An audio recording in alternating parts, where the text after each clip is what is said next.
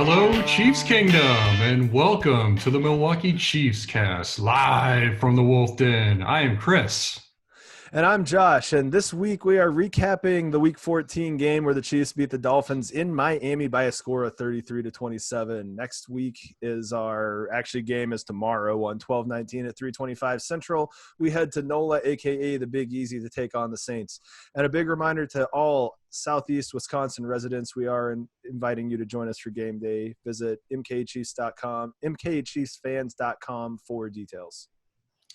Today, we will be talking Chiefs, as well as going over parts of fantasy football, and we'll actually talk a bit about the upcoming playoffs.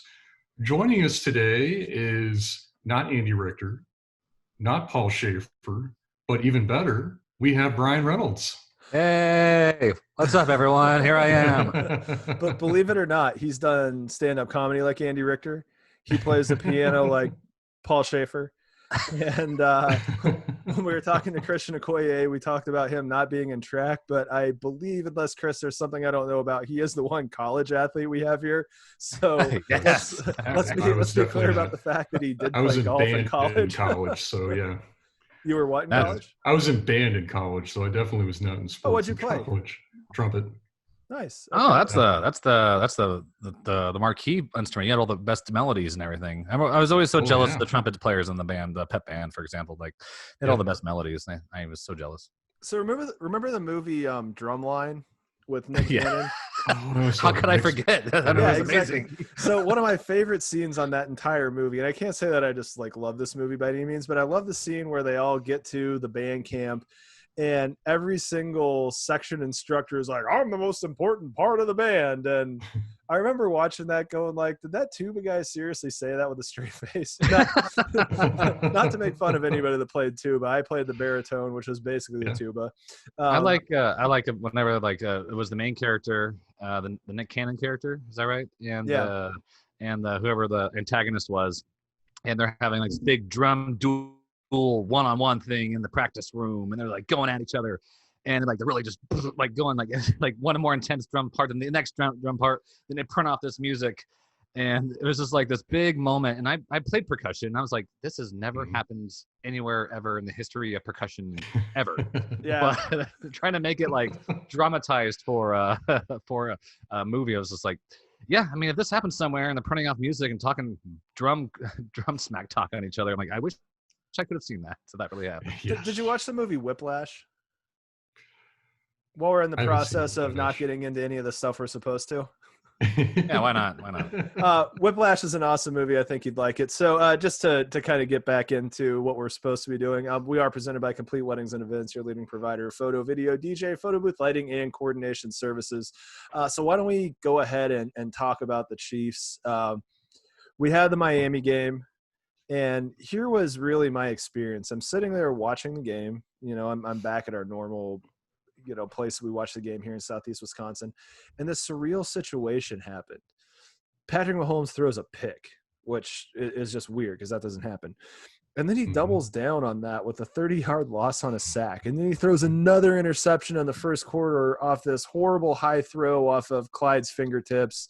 But then after that, we had a cheetah touchdown run. And then, we're looking at all these, texts back and forth about, this is all going to be fine and everything like that. And then Tua actually threw his first career interception after 153 clean attempts, which is crazy. Tua actually started his NFL career quite well, 153 clean attempts, and then he throws. If you watched him in college, it's no surprise that guy hardly ever threw an interception, even his incompletion in Alabama. Just making great decisions. In fact, there's been a lot of talk about him this week. He was on every talking head sports show you could find on any station, and he made a comment that was fairly controversial, and that he thought the NFL was going to be harder to adapt to. And there's a level of, you just want to kind of knock his, teeth out if you're an older guy throwing the kids off your lawn. But when you really think about it, he played for a high school in Hawaii that I don't think he lost a game when he was going to high school. And then he goes and plays for Alabama, and then he gets into the NFL. So for all rights and purposes, he was kind of playing football where that's actually the most important thing that you're doing in your life, which is the equivalent of being pro, really, for 8 years before he even thought about getting on an NFL field. Yeah, no, it's just a personal take, but I do think he's going to be the best quarterback out of this draft. I mean, I felt that way coming out. It's just a matter of health with him. Mm-hmm. And I kept bugging. I two of my best friends are Washington football team fans, and I kept nagging at, saying, "Dude, you need to draft. These guys have to draft Tua, not Chase Young. Like, yes, Chase Young is going to be a great defensive end. I don't doubt that, but I really do think that Tua is going to be a generational talent. Maybe not to the level of Mahomes, but still, he's going to be a franchise-changing quarterback." Well, if we're going to stay true to what we think Mahomes' trajectory is, he's going to be the greatest of all time. So you can't sit there and think anybody's going to do that.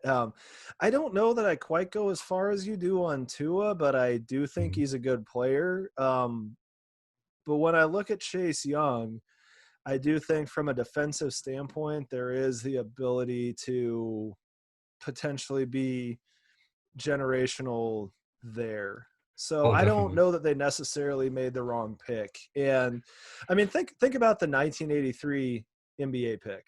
That was when Jordan came out, right? It was 1983? 84. Okay. Yeah. So, but the first pick was Hakeem the Dream Olajuwon. The second pick was Sam Bowie. And then the third pick was Jordan. We all know that. And obviously the Portland Trailblazers are the ones that messed up. But I don't think you're going to find any true basketball reporting mind that takes any exception with the way the Houston Rockets played that, because at that period of time, you take the marquee position, as good as you can. And at that point it was a center. Mm-hmm. And as of right now, I would say the two marquee positions in the NFL are edge rusher, which Chase Young plays, and quarterback that Tua Tagovailoa plays. And the way I understood everything is the Washington football team says we see a world where the higher ceiling is with Chase Young. And based on this season, I can't say they're wrong. No, and I don't doubt the fact that I think, Chase Young will probably be better at his position than Tua will be at quarterback. It's just more of a general thing that I feel that the quarterback, if you get it right, and even if he's as good as, let's call him Deshaun Watson, I'd probably put him somewhere there. I think that you have a better chance at being a title contender than if you have a generational talent at defensive end. It's just, I guess, in terms of how I would build a team, no doubt Chase Young was the better pick in terms of draft status and all that. And I kept saying he was the best college player in football last year. But the biggest difference maker, though, is quarterback. And you kind of see that already with Alex Smith just coming in and being stable. And if you get that position right, which luckily the Chiefs have, I mean, you're in the discussion for at least a decade. Yeah, fair enough. But outside of Andrew Luck, who would you say in the first round picking a quarterback has just straight up gotten that right in the past 10 years? And the only counterpoint that I would throw out, and this is one of those, I'm not saying you're wrong, I'm not saying that I'm right, this is just the kind of second thing to think of. The Denver Broncos won a Super Bowl with Von Miller as the hands down best player on their team, and they went another direction. And I can picture Ron Rivera sitting there and making a decision of, this makes more sense to me because Deshaun Watson, Mitch Trubisky, and Patrick Mahomes, and anybody else who are thinking are going to be the top four quarterbacks are not in this draft class. And you either see Tua there or you don't. And I understand if you're saying that you see him there and you think they made a mistake, but I don't know. I guess I'm not 100% positive there. And we'll tell. Yeah, exactly. Brian, anything to add to the Chiefs game? Well, anything whenever I hear discussion about like draft picks or anything along those lines, and people who come back and like, oh, that didn't work out, this didn't work out, like why didn't they do that? It reminds me of like picking a stock, and I remember thinking, oh, I'd be a multi-millionaire if I had the luxury of hindsight when it came to like picking in my stock. Oh, it's gonna work out like that, then you pick that. And I guess that's what makes it fun is it's almost like, who is the best pick for our situation, or why are we going this route? Why are we going that route? And it's just like, and at this point, you kind of play the best kind of wisdom that you have going along with it. So whenever I hear people break down, I'm like, oh, geez, I wish I would have if I had known that, then I would have done that. But then again, that's not how that works. So that's my feeling on that. But when it comes to the Chiefs game, I think I've articulated this before. That I think my favorite two things. Number one, Mahomes 30-yard touchdown, still winning at the half. Just how fun is that? Like you can't even push back hard enough to even get a tie score there.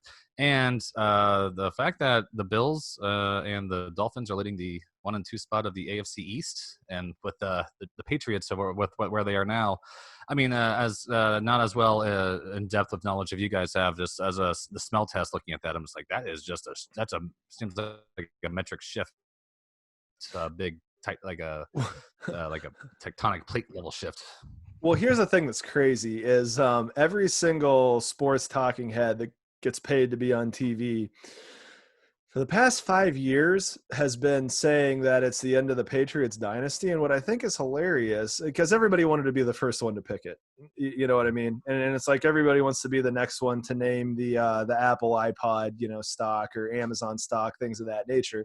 And everybody was doing it. And then this year it became the obvious thing that the Patriots were going to take a step back, and nobody's saying any of that. It's just like, I guess, maybe the Patriots are still going to be there. Cam Newton might be a good quarterback. He and Belichick seem to get along, and so on and so forth. It was funny, but you're 100% correct. It's a total seismic shift. This is the first time in 2 decades that we've had to watch 2 teams that aren't including New England fight for the AFC East. It's insane. Yeah. It's like the Jim Kelly, Dan Marino era all over again here. I remember that. Yeah. I remember that. And that's why I was watching the Dolphins game. And I was like, normally the Dolphins, obviously in that division, it's just the Dolphins are the Dolphins. But this year they're having a good year. And I'm like, oh, this is a relevant, for a Dolphins fan. This is a very exciting game, a relevant game. And then they're not out of it. It seems like they still have a chance. They're three games behind the Bills, but yeah, it's so it was enjoyable to see. I do enjoy when things shift a little bit and change a little bit. So you're not kind of the same old story, so same song, different verse kind of thing. So it's nice to see a change. Sure, just to make sure we're on the same page, you're perfectly cool with the Chiefs being the 2-decade team where nothing changes, right?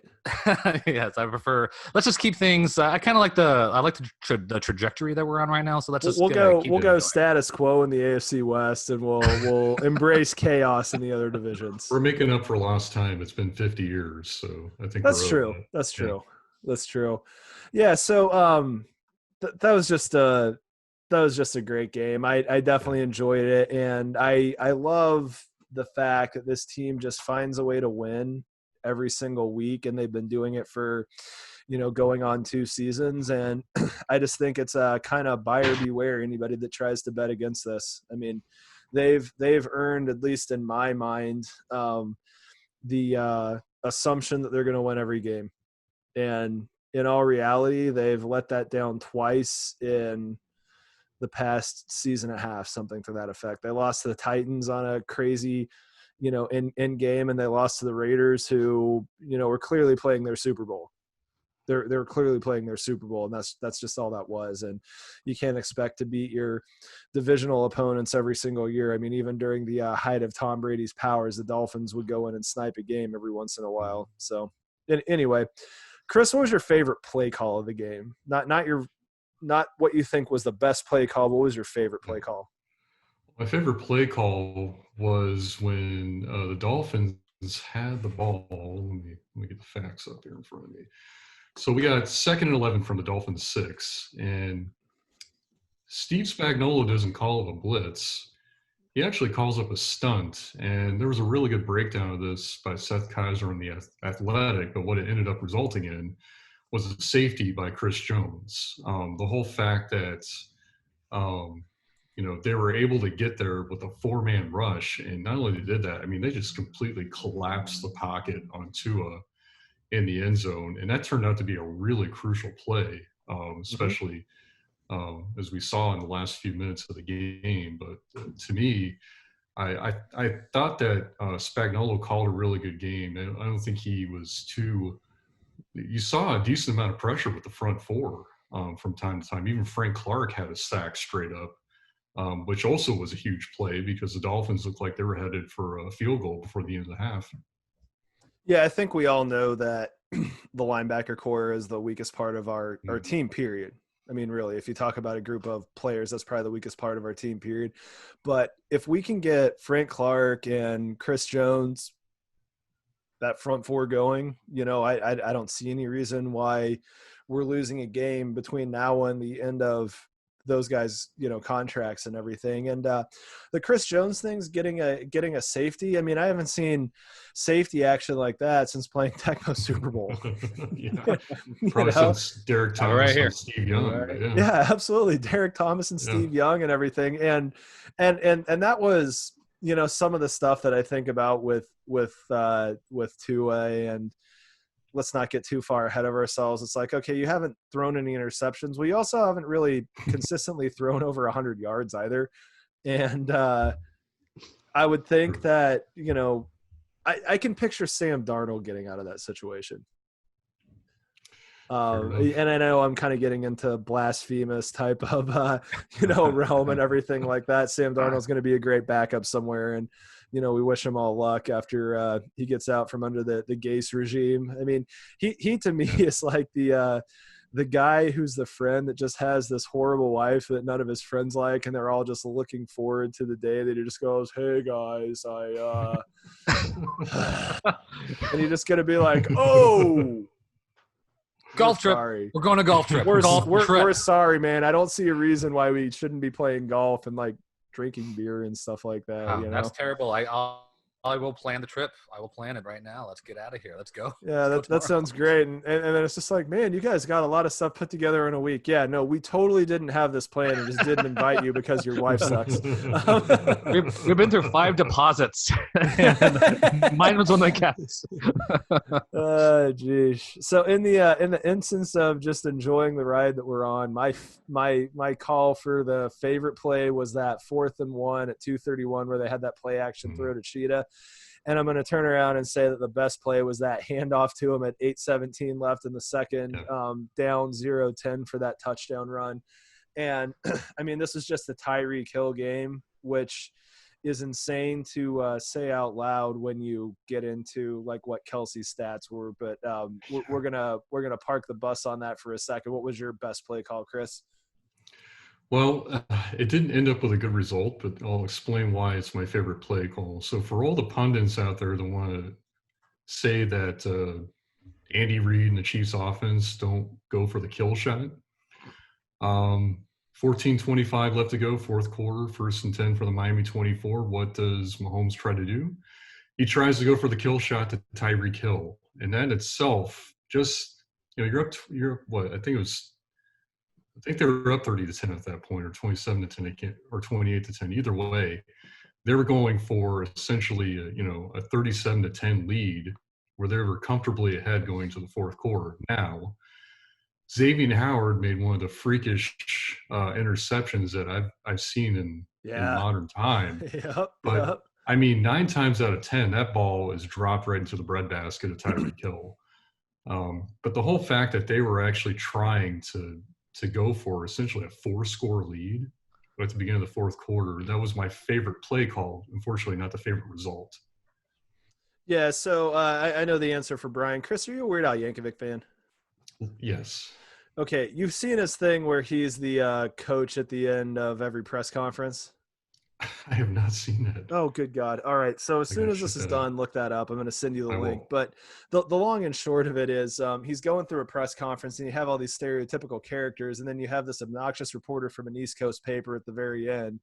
And his question is like, hey, coach, why didn't you do the thing at the end that was going to work, which is what I would have done. And he just, just goes, well, what are you talking about? And I think of plays like that. And that was kind of what Brian was getting into before. It's just hindsight's 20/20. Mm-hmm. I mean, Captain Hindsight was a great character on the South Park series while I'm throwing out all the things that I enjoy right now from satirical comedy. But yeah, it's just one of those damned if you do, damned if you don't. Yep. There's no way to please everybody. And, they go for the kill shot when clearly the right thing to do is just hand the goddamn ball to Clyde and Mhm. pick up 3 yards and do that 3 more times and, move on with your life and He had accidentally just ran for a forward. 12-yard gain the play before that too. Exactly. Exactly. And it all just goes back to, I can't think of a single week that we've talked about anything other than, we have this in hand, the game's in hand. Oh yeah. I do have one play call I want to point out. Yeah, go for it. Yeah. Okay, and this is actually our opponents. I remember watching their second to final drive, I guess, or one of their final drives.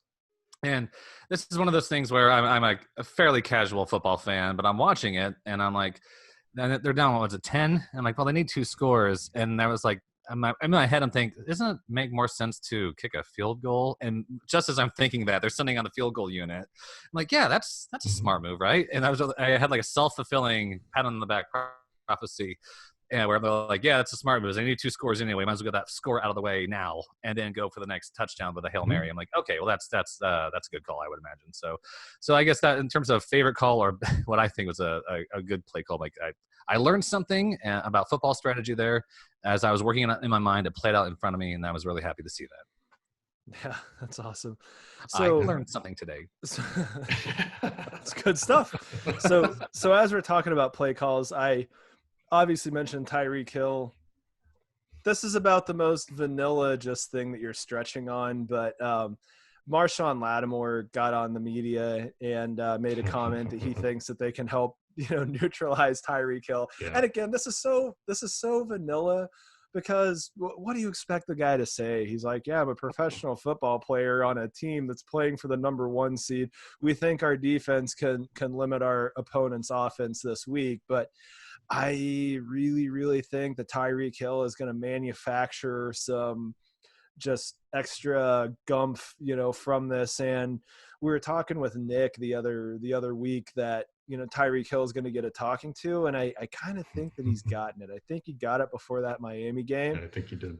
And I think he's right. And I think he's going to be right between now and the end of the season. And I just really think he's going to go off on Sunday. Yeah, and to be honest with you, I don't mind trash talk. I actually love hearing like trash talk like that, even though it creates a lot of bulletin board content. Yeah, sure. But yeah, no, I agree. I think he's got a chance to have a big game so long as the offensive line can protect Pat. But I also know that Andy Reid's pretty good at scheming up, just like he did on that. I think it was a 50-yard pass play, touchdown play where Pat was actually rolling to his right. And the key block wasn't made by the offensive line. It was made by Travis Kelce. He actually held up Emmanuel Ogbah long enough for Mahomes to load up and throw that down the field. So yeah, no, this is another game where you could see some schemed open deep routes for Tyreek Hill. Yeah, and if there's any semblance of fact to the kind of assumption that the Chiefs kind of play to their level, I think we're going to be ready for this game tomorrow. So let's get into our old friends. Got to bring up Alex Smith, AS11. He was rolling in week 13, and he got a new rule made for him, which he's towards the end of the quarter, the end of the half. Sorry, and he gets tackled on a quarterback run, gets up and runs off the field with the football. And the officiant just didn't know what to do. For the record, I think that officiant just kind of sucked and, didn't handle that the way that he was supposed to. But it was a thing. The NFL reacted and they, made a rule that towards the end of the half, you have to set the ball to the referee or, whatever it were. Basically, they wouldn't have been able to kick a field goal with, the clock not running. So gotta love AS11. And I definitely have to give a shout out to, not a Mizzou fan by any means, but I definitely always liked Mitch Morrison. He and the Bills took care of giving the Steelers that second loss and put us in the catbird seat, if you will, for that number 1 seed. And, realistically speaking, the Bills let us match a record with Pittsburgh and still get that 1 seed. So thank you, Mitch Morse. Here's to you, Mitch.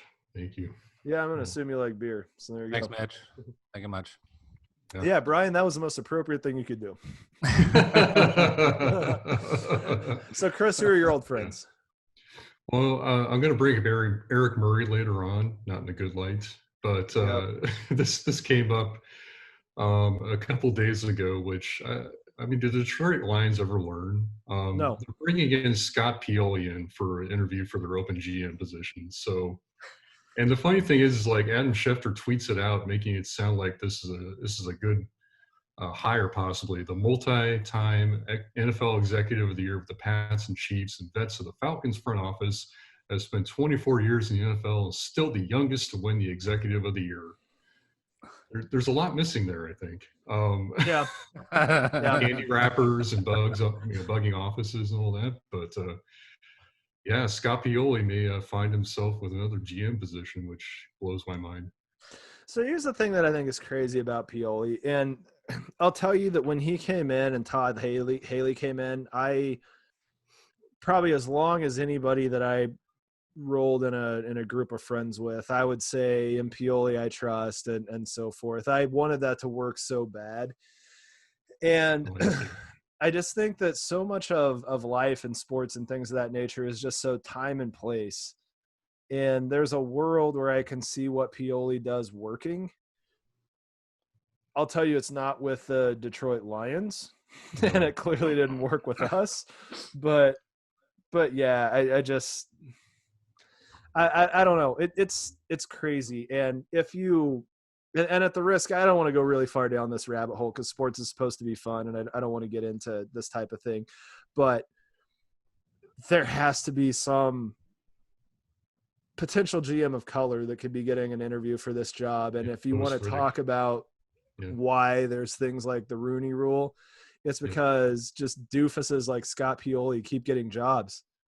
And there's nothing that I've seen in the past 10 years that makes me think that Scott Pioli deserves to really work in the NFL at all. I mean, let's just be honest about that. He went on with the Falcons. They picked up Don Terry Poe. They did all kinds of stuff. They make it to the brink with the Patriots in the Super Bowl, and they've just been a complete pile of garbage lit on fire since then. And you just look at Shanahan left. Complete just roster, just malfeasance, mismanagement. I mean, it's just if this is a fiduciary responsibility, you're Bernie Madoff. I mean, good God, what kind of crap are you bringing in and putting on a roster? And I was once interviewed. I'm sorry that I interrupted. I was once interviewed. I just got to get this out there while I'm thinking about it. Yeah, no, I need to stop. So go on. I was once interviewed. I was working in an advertising agency in Kansas City, and I was once interviewed for like their newsletter. And one of the questions they would ask is, "Why isn't Scott Pioli fired yet?" And my response was, "All right, hear me out. I think he's probably the only guy in the office who knows how to fix the office copy machine. Once they upgrade the copy machine to a new, modern 2005 with over 500,000 capacity with this, I'm laying off all these specs." And I'm like, as soon as he that, I think he's going to get fired and going to get up. Until then, I think he knows how to buy the ink, the right ink, and fix the copy machine. That's why they're keeping him. Well, The Onion ran a thing that Donald Rumsfeld was the only one that knew how to do it, and this was in like 2007 or something like that. The exact same thing, a copy machine? Exactly. It was like he's the only one that knows how to change the toner. So, Brian, what I'm telling you is that you need to be writing for The Onion. Oh, you're not saying I stole from The Onion? I know. No, I'm not saying you stole from The Onion at all. I'm telling you that you came to the same conclusion. That's the same thing as saying like, yeah, dude, you played a 3-note arpeggio, which clearly means that you stole this from Fish. It's like, no, really, there's only a handful of, chords and scales within music, and just make it work, and you're making it work. They use toner. I was more about copy machines. Yeah, exactly. Way different. Exactly. But as a whole, I'm agreeing with you. It's just like Scott Pioli has to just know where the bodies are buried in some of these places. Like there is no rational reason why you still have a job. No, and the only reason why he's in Atlanta is because of Thomas Dimitroff, which, they go way back to when Belichick was on the Browns. So, I mean, it's just – I hear you. Just to kind of wrap that up, it's – it's not about what you know, it's who you know. And this is one of those cases where it's maddening because, that's correct. There has to be better candidates than him.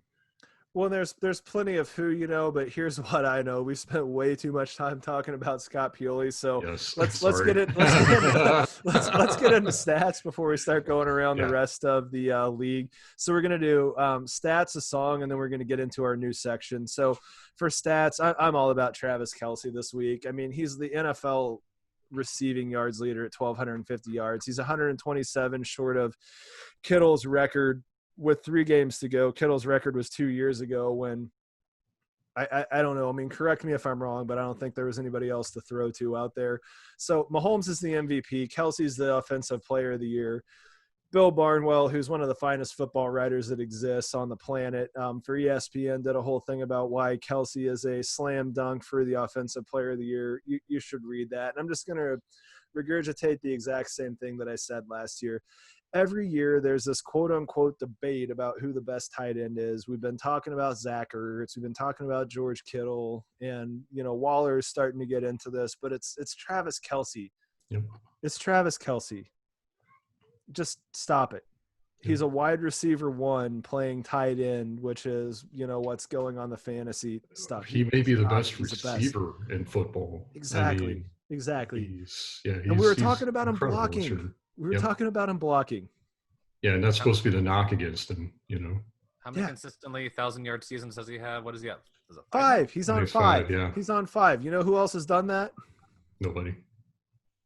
Yeah, exactly. Nobody. Nobody. Exactly. Okay, well, I will. Yep. That's a So the profound 3 of us have as many 1,000-yard, have hit 5,000-yard receiving, you know, whatever As is the a next tight end closest as guy. the rest of the Yeah. NFL. We are in that same like bucket as everybody else. So Yep. exactly. So what are your stats, Chris? Well, so I had a stat. So I should have referenced him last week, but I'm going to reference him this week. Curtis Seabolt on the program at 810 WHB. Yeah. I go to his Twitter account all the time because this guy he'll pull the most awesome stats. Although this one's a retweet by Field Yates. So here's what I'm going to throw out here. Since the start of 2019, the Chiefs are now 8-1 with Patrick Mahomes at quarterback after falling behind by 10 or more points. The rest of the NFL in that situation combined 68, 356, and 1 for a 160 winning percentage. That's Roger Dorr numbers, Brian. And by the way, he mentioned some names like Field Yates. What he's saying is that the geniuses play off of each other, just to go back and talk about how awesome that copier thing was. Yes. Nice. Yeah, Yeah, that's crazy. That's crazy. It's like the Chiefs have you where they want you when it's in that situation. I mean, it's just and here's the crazy. thing: the Chiefs have you where they want you because there's still time on the clock. Yep. And it just comes down to, I mean, I'm going to quote one of the greatest songwriters in history, Dave Chappelle, knocking off R. Kelly. Haters gonna hate, lovers gonna love. I don't even want none of the above. We're winners. Winners gonna win. That's Yes. it. We're winners. We're winners. Well, And this is just, again, I mean, this is the time of our lives that we've been waiting for our entire lives, you know, watching sports. And just get in the car, buckle up, and we're going to drive, you know. I'm not going to tell you we aren't going to drift around the corner because it's a little icy. I'm not going to tell you we aren't going to get pulled over every once in a while for going 25 over the speed limit, but we're going to end up where you want to go, and just be quiet. Just sit down, shut up, and buckle up. It's fine. Yes. One stat I saw before we logged on here too is also, have you seen our kind of conversion percentage within the red zone? It's actually not as awesome as we would imagine it would be. No, It's think rough. about if we It's pretty figure that rough. out. Good God. Yeah, I mean, it's like they were like, well, then our conversion rate outside of the red zone's really good, like Yeah. one of the best in the league. They have to do Inside the red zone, it's like, yeah, we're like, they have to do a Do what? red zone adjustment for the Chiefs. Probably push it out to the 50, I think. But yeah. Well, Yeah, here's the thing that you can, when you get into baseball, that's where the really weird statistics come out, because there's 162 games and you have people that watch the sport and have nothing better to do. But they have stuff what they'll call like adjusted WAR, which really adjusts for the ballpark, which let's be clear, this is basically to make up for the fact that Phoenix and Denver have baseball teams and they're just like, we don't really know what to do with these stats and we have to figure it out. Or Houston doesn't know how to design their center field with a hill on the back. Exactly. But so they basically have geographical adjustments for, what the statistical analysis is. And to a degree, I feel like we need to do a 20 to 35 yard adjustment. It's just like, look, how is this Patrick Mahomes problem that when you get to the 35 yard line, we put it in the end zone? We're really sorry that you guys are upset about the fact that we didn't, oblige to the fact that the 20 yard line is where we really start taking care of stuff like this. Well, I mean, I hear what you're saying. I'm not a statistician or anything, but yeah, that's how it's defined. And it's like, well, that's the fun part of saying like, yeah, we ranked the 20th or whatever it was, 20th and red zone percentages, but we ranked a very distant 1 or 2, whatever it is, for everything outside of that. That's kind of where the whole kind of like debate turns on its head. Like, oh yeah, that's a problem. Like, nah, I don't think it's too much of a problem. It's we're scoring over here. Points are going on. He's getting on base. We are getting on base. I don't care if he's walking. I don't care if he's taking a hit. He's getting on base. Yeah, I'm going to go on the record and say that none of the three of us are going to figure this math problem out. So we're just going to be happy with the scores and kind of move on. So you made me think about Brewster's Millions for a second there too. Like, what would be the war or whatever for train tracks going in the outfield? Like, well, how do we adjust for a train going through left field? And if you haven't seen the movie, then you. Oh, absolutely. It's great. I mean, and I'm going to answer it the same way that Don Johnson's character on Tin Cup did when, Roy McIlroy just goes to him and goes like, hey, when's the last time you won a round with a 7-iron? He's just like, you know what, Roy, it never really crossed my mind to do anything like that. It never crossed my mind to even try that. It never even crossed my mind to try that. What the hell is wrong with you, But next thing you know, I mean, he's shacking up with peak Rene Russo, which peak Rene Russo. All right, so you guys want to get into the rest of the league in our new format? Well, you want to do a song that describes the week? Oh, yeah, I do want to do a song that describes the week. So, Chris, what was your song that describes the week? Beautiful Disaster by 311, because 4 turnovers on the road, no problem. And one more stat I'm going to throw out here. So this is interesting as well, as far as, turning the ball over, 3 interceptions. So in the last 10 years, quarterbacks who threw exactly 3 picks in a road game were 15, 125, and 1. And I love the end of this tweet by Curtis. It says, Patrick Mahomes once again wads up history and throws it in the trash. Yeah, I love that. Beautiful Disaster, great song. I think some of our wives married one of those. Anyway, so my week as a song is the song Spotlight by a band called Mute Math, and I don't know if either of you guys followed Mute Math, but they're a New Orleans kind of pop punk type of group. I think they were on the Twilight soundtrack, but they have the song called Spotlight, and the reason I bring that one up is one, it's an awesome song, and 2, I always really dug that band. But I just think the NFL totally just screwed up by not making Chiefs Saints this week the Sunday Night Football or the Monday Night Football game. Yeah. And there's not an argument that I'm going to listen to from anybody that doesn't have something to do about the Chiefs, and the Saints have been there way too many times. Wait, you're trying to say the Giants and Browns aren't a better matchup? That's what I was going to say. Yeah, the Giants, the Browns, the Steelers, and the Bengals are all, the teams that are playing in that. And there is not a rational person before this season, during the season, at any time that would say that 2 of those 4 teams, regardless, you couldn't pick 2 of them and say that would be a better matchup than what the Chiefs and the Saints was going to be. No.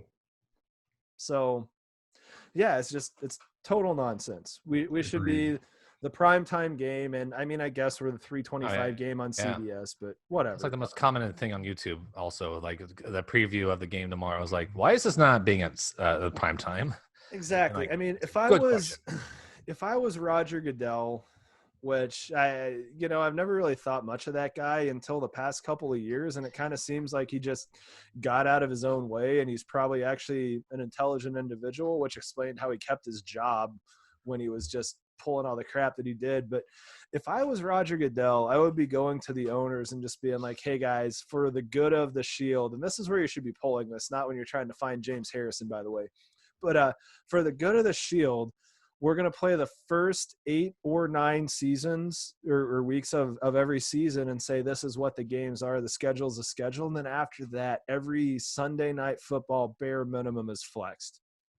And in an ideal world, the Sunday and Monday night football games are flexed. And in a truly ideal world, the Thursday, Sunday, and Monday games are flexed. And just pick the best game. Just pick the best game. All right, let's talk playoffs, and specifically who is going to make the playoffs. Guys, let me know when you can see my screen. I can see it. All right, cool. So this is one of the coolest sites on the internet. This is ESPN's Playoff Machine. And so Chris and I did a little pre-work, and we both talked about, how we see this playoff season coming down.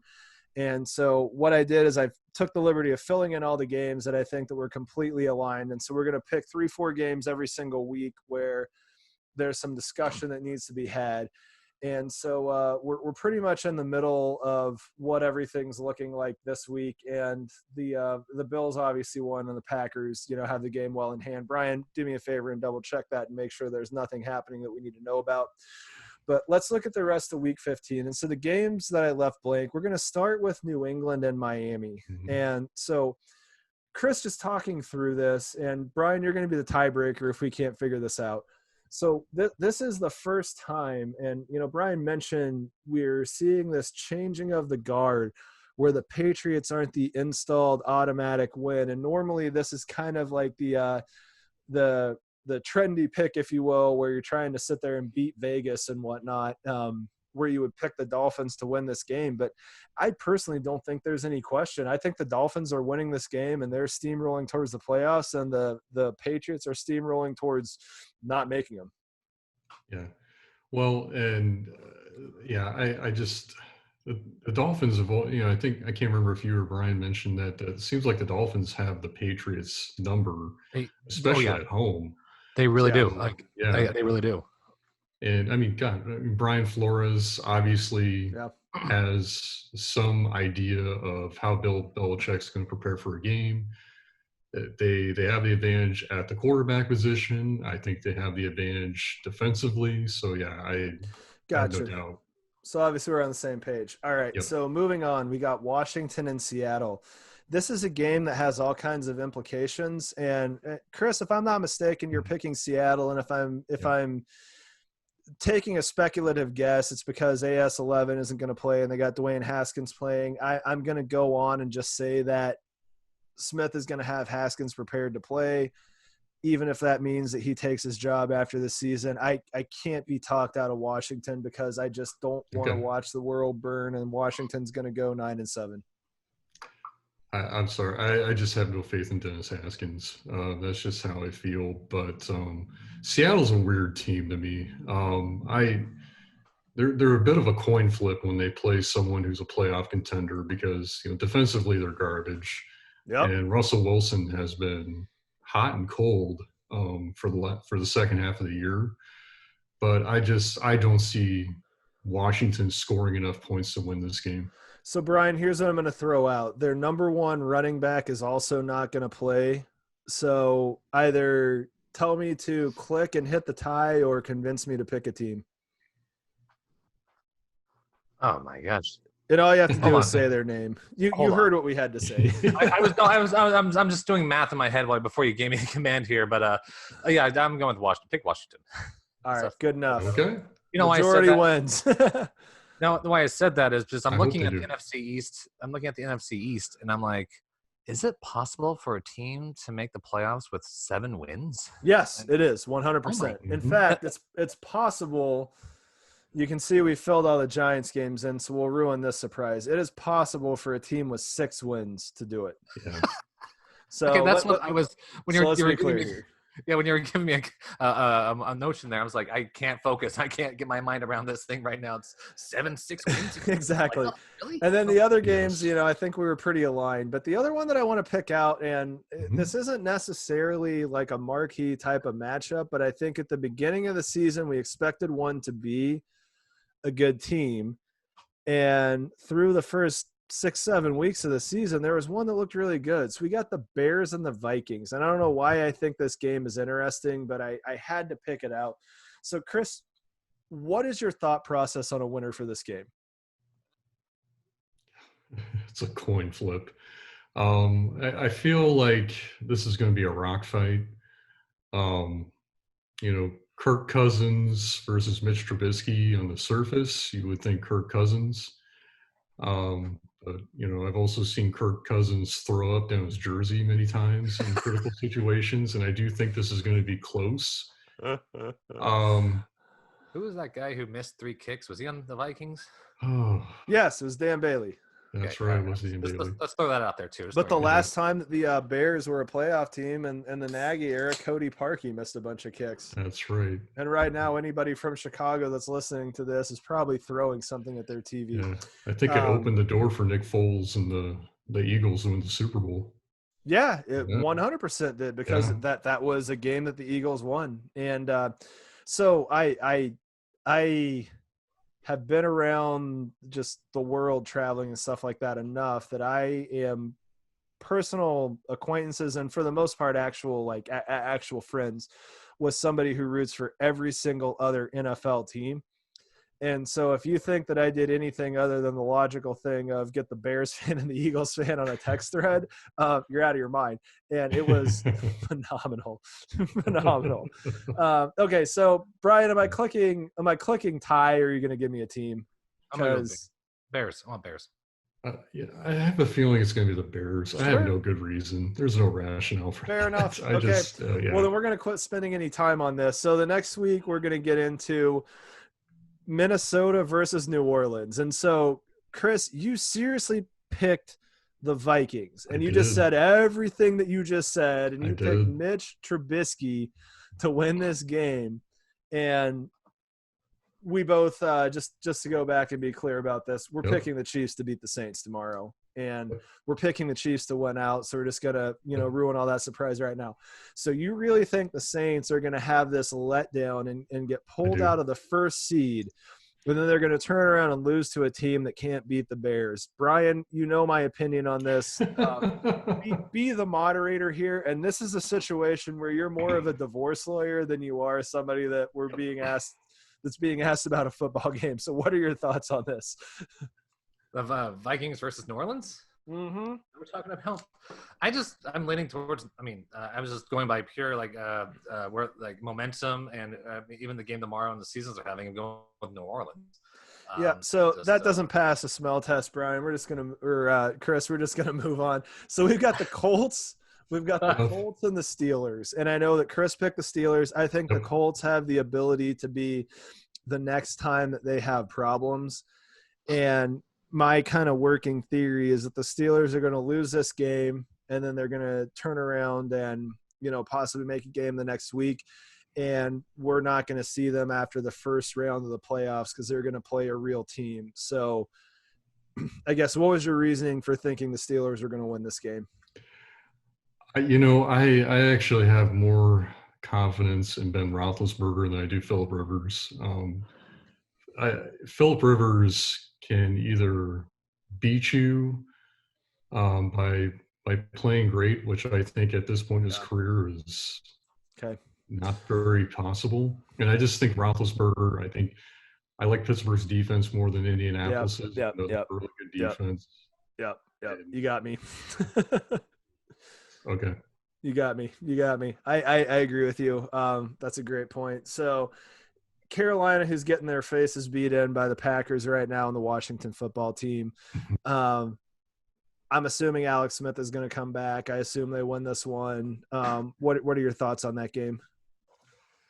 Even without Smith, Dwayne Haskins, I just really don't. I think Washington would still pull that out. because Carolina's defense is so bad. It's one of those where I think even with Dwayne Haskins, Washington could get enough offense to win that game. So I'm going to go with the Washington football team. Okay. More than anything, that goes with the narrative that I want to push. Then we get to, I think there's two actual real games this week, and one of them is the Rams and the Seahawks. I think we're all in agreement that the Rams are going to win that game. I think we're all pretty, high on the Rams being the best team in that division. So let's talk about a truly, truly interesting matchup. So you have cramming in your cram hole LaFleur against his old team with King Henry and the rest of the boys. So what are you thinking this Tennessee-Green Bay game is going to be? I like the Titans in this game because, and a lot of it has to go with, I put the AFC above the NFC that much. I think the Titans offense is vastly underrated. It's not just Henry. If you look at Tannehill, he's having one heck of a year. And it seems like Corey Davis and A.J. Brown are actually a pretty good 1-2 punch.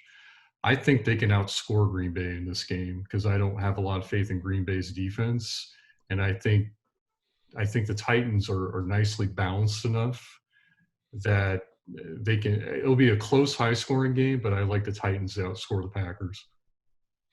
Brian, do you have any thoughts on this one? I mean, do you have an opinion on either of these two teams at all? I'm remembering. Okay, here's what immediately comes to mind is that Aaron Rodgers, whenever they're talking about the kind of year Aaron Rodgers is having this year, and they always put him in the kind of same conversation as Mahomes. Like it's just it seems like they're going shot for shot. But I do recall seeing what Chris was talking about with the Titans. I remember watching them play the Chiefs last year. Obviously, I don't follow the Titans very closely, but I remember they were running and they were. If I recall that was a loss, right? I remember them. Didn't we lose to that one? And they were running over us. Yep, Crazy that was game, a loss. yeah.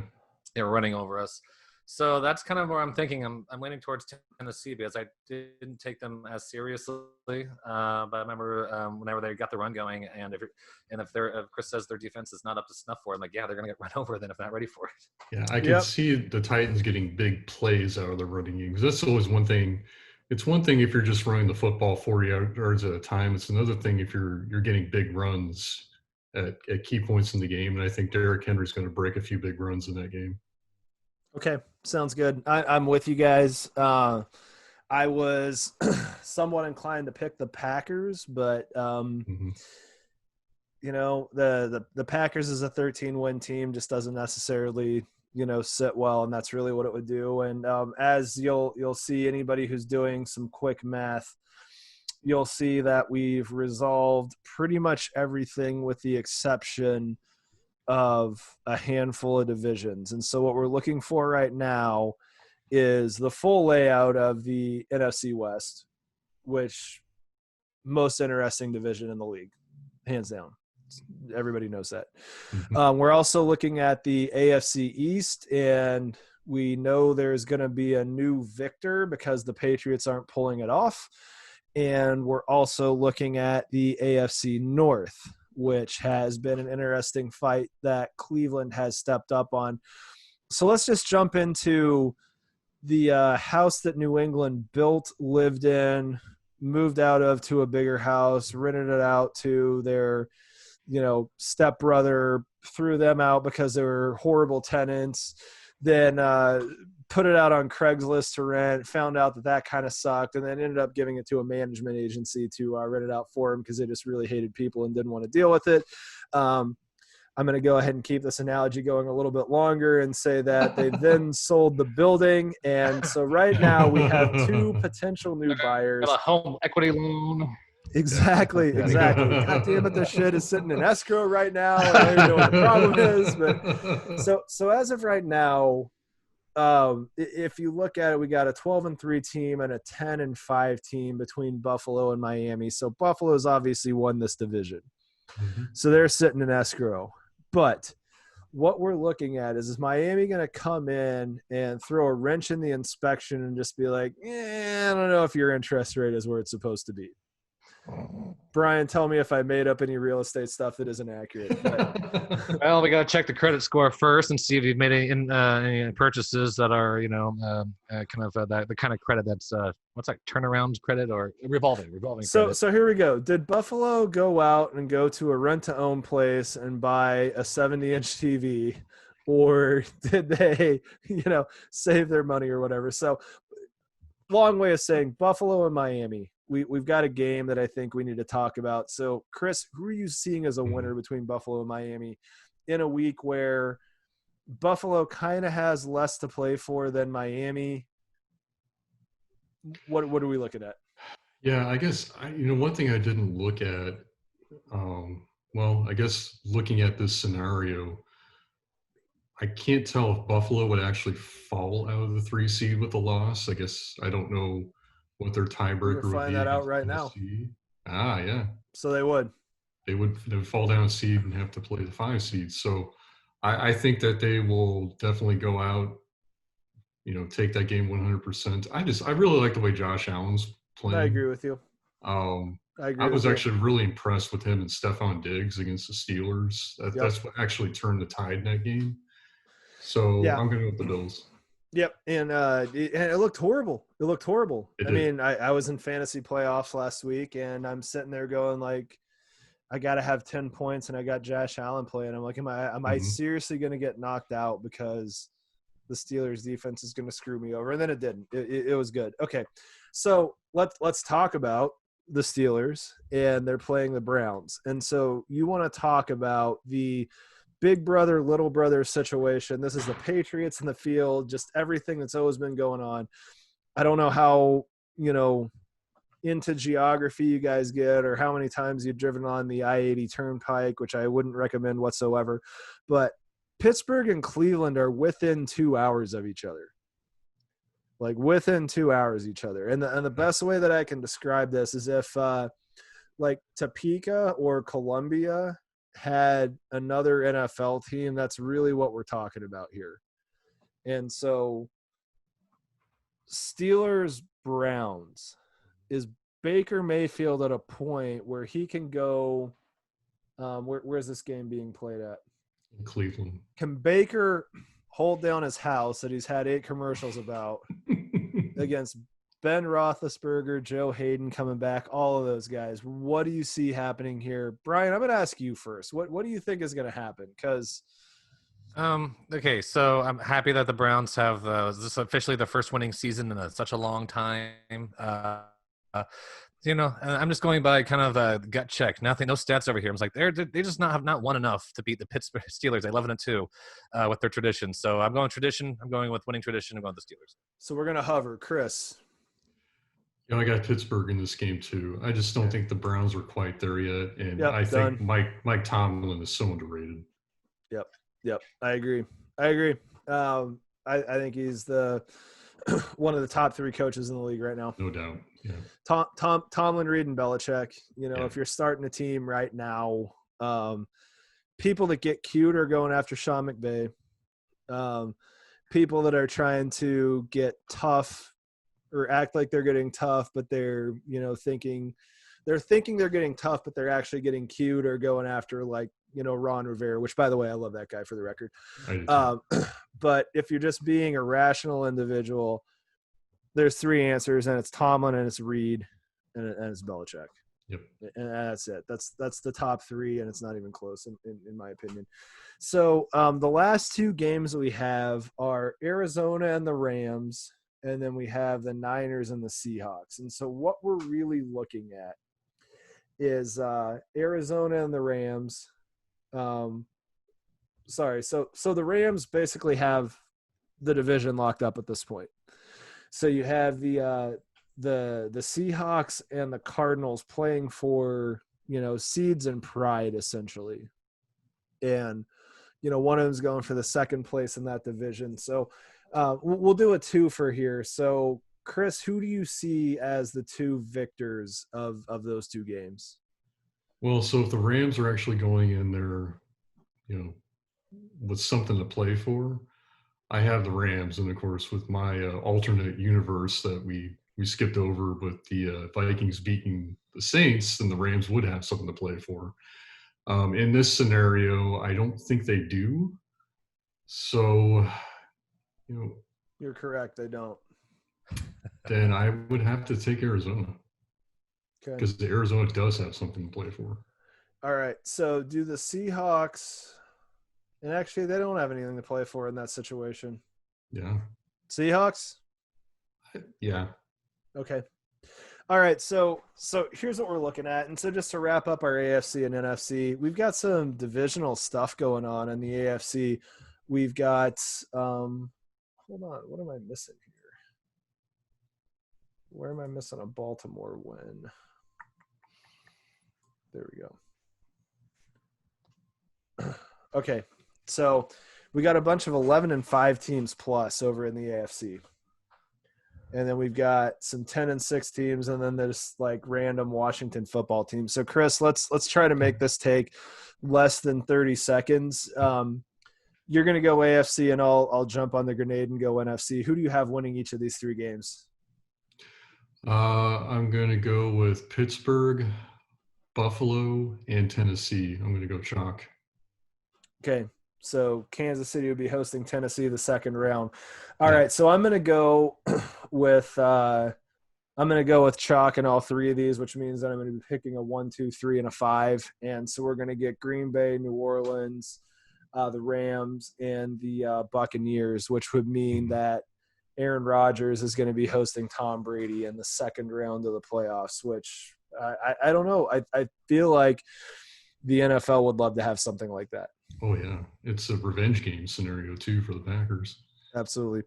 All right. So let's go ahead and point this whole thing, down the hill at this point. Let's talk about fantasy. We got our boom bust and our okayest player. So my boom player is actually the Washington football team defense. They scored 23 points last week. And one of the principles and tenets of fantasy football is you got to always make sure that you're streaming your defenses and your kickers properly, because there's always going to be a game during the season that you either are on the winning or the losing side because a kicker or a defense outplayed what they were supposed to. And 23 points for a defense is insane. And I have no doubt in my mind that the Washington football team swung a bunch of matchups. My boom player, it could also have been, I guess, argued by Derrick Henry and Drew Lock, but there's just what the defense did, which was crazy. My bust is DJ Chark, 2.6 points in PPR. I'm an idiot for playing him. And my okayest, which is turning into a tight end / kicker type of stat, which I know Brian loves stuff like this. I'm going to go ahead and pick Jake Elliott from the Eagles, because you are okay with 7 points from your kicker. That is very okay. I have like one of these things that's like on this, but I have like a okay. Okay. So Chris, who are your fantasy, darlings, if you will? Yeah. So I got the boom. I am going to go with Drew Lock as the boom, just because, who saw that coming? 4 touchdowns and 280 yards. The bust, so here I'm going to come back to my other old friend alert, is the Houston Texans defense giving up 36 points to the Bears. How do you do that? And Eric Murray himself had himself a day where he was targeted 11 times and he gave up 11 completions. So it was a rough day for the former Chiefs safety there, but so they're my bust. And then the most okayest player, I've got CD Lamb, which he's pretty much been the most okayest player for the last month. Only ended up, I think he was projected to score 11 points, and he ended up scoring 8 with his 1 rush for 15 yards and his 2 catches for 46. Who you got going to the XFL this week? With the XFL, I gotta save that for next week, because technically that wasn't this week. I'm gonna go with the Saints defense, actually. Giving up 200 rushing yards to the Eagles. And that's, this is kind of why I'm a little weird on the Saints, because Who saw that coming? But my other reasons for being a little bit down on the Saints after this week is not related so much to their defense, but yeah, 115 yards for Miles Sanders, an 82-yard run, and 106 to Jalen Hurts. So I'm going to throw out a combo, actually. There's been talk that Eric Bieniemy could get his head coaching job in Houston, and that who was our quarterback that went to the Browns, or our GM that went to the Browns? What's his name? John Dorsey. Yeah. God, I don't know why I didn't pick that up. So the Bieniemy and Dorsey could reunite in Houston to run that team. Mm-hmm. So what I'm going to do is create a coaching GM kind of all-star team, and we're going to send Pioli and Adam Gase to an XFL team. And I don't know about the rest of the NFL, but I am totally over those two. So there we go. Can Greg Williams be the defensive coordinator of that team? Yeah, hell yeah, man. That sounds great. And I think we sent Greg Williams to Memphis, so that's where it is. That's right. So the new thing that we're going to throw in is let's take this hypothetical scenario. You're given 2 days off of work. You're given a flight to Vegas. You're given a check for $1 million, and you're giving a stipulation that you have to bet on the AFC champion, the NFC champion, and the Super Bowl champion. Who are you betting on, and how much money are you spending on all of those? Okay, so this $10 million scenario, right? 1 million. Or 1 million? It's 1 okay. million, and you have to place all three bets. $1 million Canadian dollars, the exchange rate, I believe. So keep going. Correct. Right. Yeah. Okay, so I have no idea who's going to come out of the NFC, so I actually don't even want to touch that side.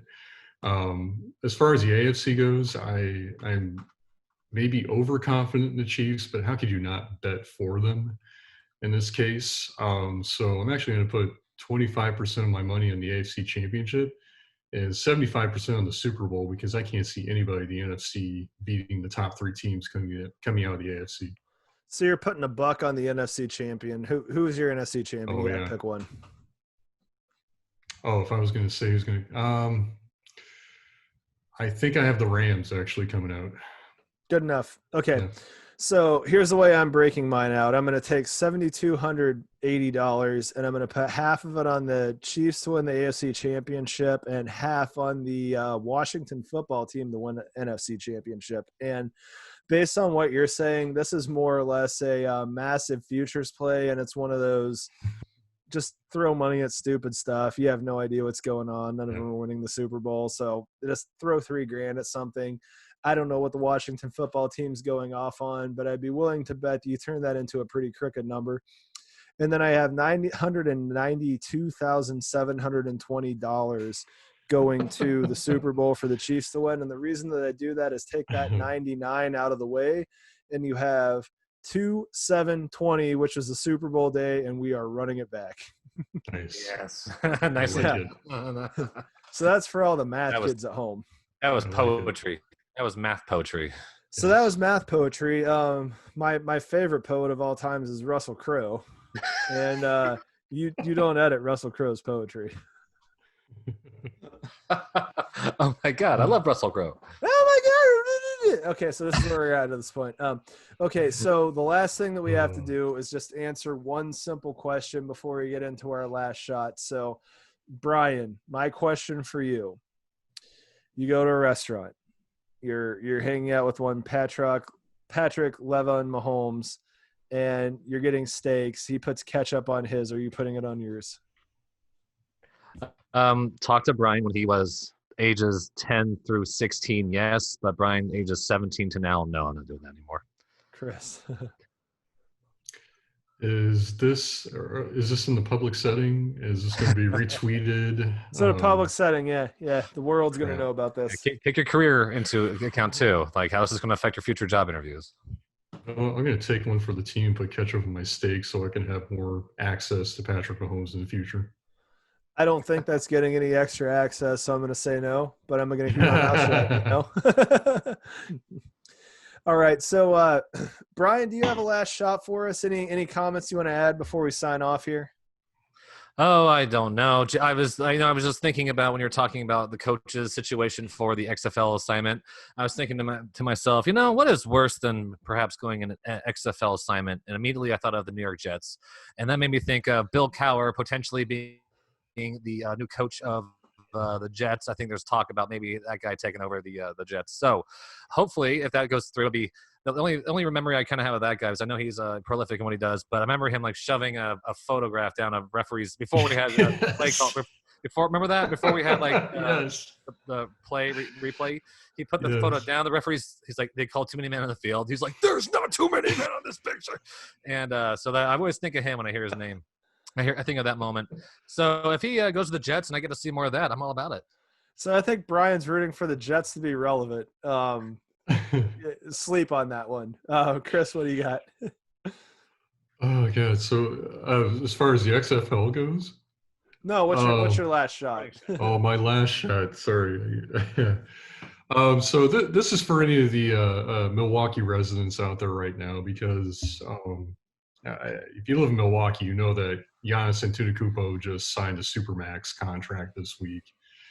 And so 5 years, $228 million. They're going to get Giannis at age 26 through 30, which is arguably going to be the man's prime of his career.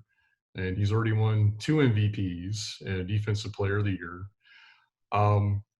Shout out to Milwaukee and the other small markets. I can tell you from growing up in Kansas City, seeing some very good players not stay because, the Carlos Beltrons and the Johnny Damons, yada, yada. I'm really happy to see that Milwaukee will be relevant in the NBA for at least the next 5 years. Whether you win an NBA championship or not, from my standpoint, it doesn't matter, because you're going to be in the conversation as long as this guy is part of the team. So congratulations to Milwaukee. And that's the first time the Supermax has done what it was supposed to. And yeah. I mean, let's be clear. Basketball is the one sport where getting one player truly changes your fortunes. Yep. Just follow LeBron James's career. Yep. All right. So for my last shot, this has been kind of an interesting day. So Chris and I were trading texts, and I ended up spending a lot of time listening to music by Adam Schlesinger. And who was this guy? He was a founding member of Fountains of Wayne with a guy named Chris Collinsworth, who I don't think is who you're talking about earlier when we're talking about sports writers. But I'm a huge fan of the band Fountains of Wayne and also Adam's other work, which does include writing the title track for That Thing You Do, in addition to a bunch of other film and TV works. So during one of our recent interviews, which we're going to be posting soon, Chris referred to Fountains of Wayne as a one-hit wonder, and he was obviously meaning the 2003 hit Stacy's Mom. And so I did end up taking some pretty serious exception to the statement that Fountains of Wayne was a one-hit wonder, and went on a pretty crazy rant about it. And so I got a text from Chris this morning just saying, hey, I apologize for bringing that out, which wasn't necessary at all, because I spent the entire day getting back into the music of Fountains of Wayne, and then also Adam Schlesinger as all. And it reminded me just what a pop powerhouse and just total epic storyteller of a musician that he was. But for extra context, the real reason that Chris sent that text was not noticing that Adam had died earlier this year, and it was specifically April 1st of COVID, and he lived in New York. And I was initially kind of taken back that I had missed that event, but I ended up talking to my wife, and we both realized that we did actually catch that news, and it was something that we had talked about, and we just kind of forgot about it because we were in the middle of moving, hundreds of weddings for our wedding service company around. And so I immediately kind of had this feeling like this was some high school or college acquaintance that I hung out quite a bit with, and we were maybe a little close, but we weren't that close. And I kind of spent the day like going through yearbooks or whatever and kind of getting to know this guy again, and kind of circling to end this, I guess. I believe that the real way for, mere mortals like us to live forever is to leave things like art in all formats behind. And Adam Schlesinger did that. And I would encourage anybody to look into his stuff. Go on Spotify and search for the playlist. There's actually a tribute album as well, but the playlist is where I really want to live, which it's called Saving for a Custom Van, which is a line from his song Utopia Parkway. And he's just a great voice for the suburban dude trying to make a go for it. And there's nothing more suburban than Central New Jersey. And the band was named after a like yard art place. So we're talking about like gnomes and fountains and crap like that, called Fountains Away. And the place closed down in 2009 because that's such a relevant business to be part of. But in any event, my favorite contributions from him, when we're talking about the screen, he wrote the theme to That Thing You Do. That's a phenomenal movie. I love it. Just Very absolutely Streaming love right it. now. It's streaming right now, I believe. I was streaming a few weeks ago, so I don't know if it's still there, but Yeah, check the streaming services. Absolutely. So my favorite song, like as a younger individual, so we're talking high school, early college, he's got a song on their self-titled album that came out in 1996, the same year as That Thing You Do. So think about what kind of year that guy was having. But there's a song called Leave the Biker. And I think we all know at one point we had some girl we were interested in, and they just had this horrible boyfriend, and we're sitting there going, leave the biker, break his heart. So that's the younger me. But the older me, and I'd say this still kind of resonates. If you look at his Welcome Interstate Managers from 2003, there's a song called Bright Future in Sales. And the whole deal is like, one of these days I'm going to wake up and I'm going to get my act together and I'm going to have this great job. But you'll notice that he pretty much stops at the bar everywhere along the way. And I think we can all relate to that in some way, shape, or another. So that's my tribute to Adam Schlesinger, who is, you know, a musician and a member of a band that I just had high accolades and love for. And Chris, I truly thank you for sending me back down that rabbit hole this morning. I've had a great time listening to his stuff. Yeah, no, I would feel the same impact if I was a musician that I felt deeply about. So yeah, I understand. Cool. Brian, any kind of parting shot you want to throw out after that? I know you mentioned your stuff, or are we just signing off? I'm just going to say one more time, it's college basketball season. Just want to say that one more time. Rock, chalk, yeah. Big win in Lubbock, man. Yeah. Oh, look at that. Look at the, see that game, Texas Tech? Oh, baby. Yes. Might be a fun one. They better not take March Madness away this year. I swear to God, on the ticket about. I'm still. I don't even think about it anymore. Okay, that's all I have. Thanks. All right. Good night, Lawrence. Good night, Kansas City. Good night, Upper Midwest. Good night, Kansas City. Good night, Milwaukee. Here we go. We'll see you guys all next week. Peace. Go Chiefs. Peace.